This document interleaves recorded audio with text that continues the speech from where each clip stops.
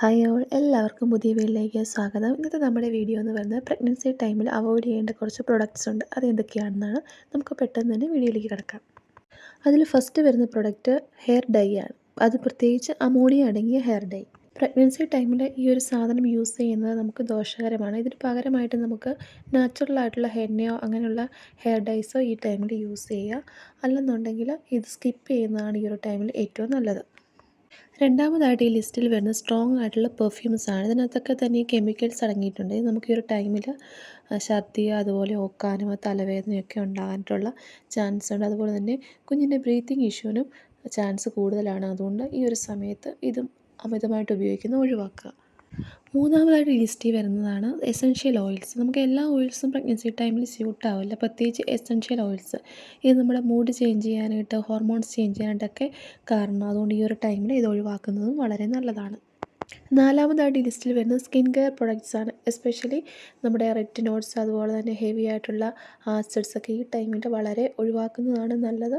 ഇത് നമ്മുടെ fetal ഡെവലപ്മെൻറ്റിനെ ബാധിക്കാനായിട്ട് chance വളരെ കൂടുതലാണ്. അതുകൊണ്ട് ഈ സമയം ഒരിക്കലും നിങ്ങൾ റെറ്റിനോളൊന്നും യൂസ് ചെയ്യില്ല. അതുപോലെ പല ആസിഡ്സും ഈ സമയത്ത് നമുക്ക് നല്ലതല്ല. ഈ ഒരു ടൈമിൽ നിങ്ങൾ സൺസ്ക്രീന് അതുപോലെ തന്നെ മോയ്സ്ചറൈസർ മാത്രം യൂസ് ചെയ്യുന്നതായിരിക്കും നല്ലത്.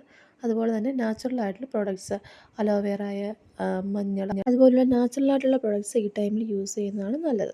അടുത്ത അഞ്ചാമതായിട്ട് വരുന്ന ഈ ഒരു ടൈമിൽ നമ്മൾ ഭയങ്കര ടൈറ്റ് ആയിട്ടുള്ള ഡ്രസ്സ് അതുപോലെ തന്നെ ഷേവിയേഴ്സ് ഒന്നും ഒരിക്കലും യൂസ് ചെയ്യരുത്. ഇത് കുഞ്ഞിൻ്റെ പൊസിഷനെ ബാധിക്കാനായിട്ടുള്ള ചാൻസ് വളരെ കൂടുതലാണ്. അതുകൊണ്ട് തന്നെ ഈ ടൈമിൽ നമ്മൾ ലൂസായിട്ടുള്ള വസ്ത്രങ്ങൾ മാത്രം ധരിക്കാനായിട്ട് ശ്രദ്ധിക്കുക.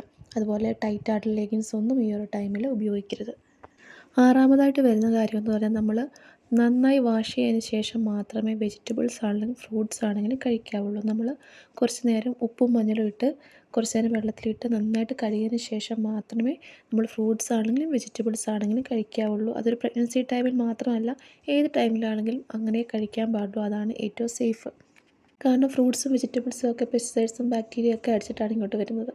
അപ്പോൾ ഇത് നമ്മൾ കഴിച്ചാൽ നമ്മുടെ ഉള്ളിലുള്ള വാവയെ അത് ബാധിക്കും. അതുകൊണ്ട് അക്കാര്യം ഒന്ന് ശ്രദ്ധിക്കുക.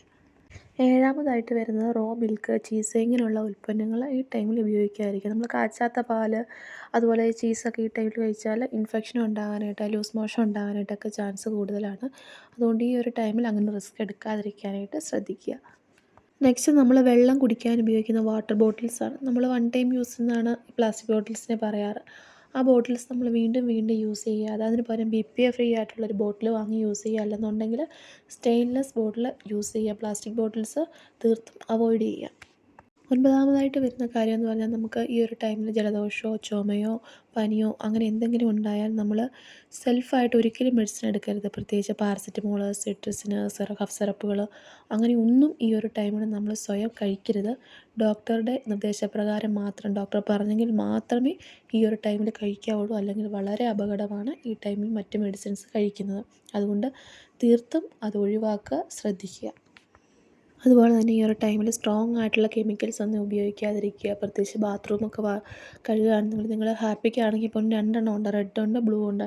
ആ റെഡും ബ്ലൂവും കൂടെ ഒരുമിച്ച് ഉപയോഗിച്ച് കഴിഞ്ഞാൽ ഭയങ്കരമായിട്ടുള്ള ബുദ്ധിമുട്ടുണ്ടാകും. അങ്ങനെയുള്ള ഒന്നും ഈ ഒരു ടൈമിൽ ചെയ്യരുത്. അതുപോലെ സ്ട്രോങ് ആയിട്ടുള്ള കെമിക്കൽസ് ഒന്നും യൂസ് ചെയ്യുക. എന്തെങ്കിലും കഴുകുകയൊക്കെ ആണെന്നുണ്ടെങ്കിൽ ഗ്ലൗസൊക്കെ യൂസ് ചെയ്ത് മാത്രം കഴുകുക.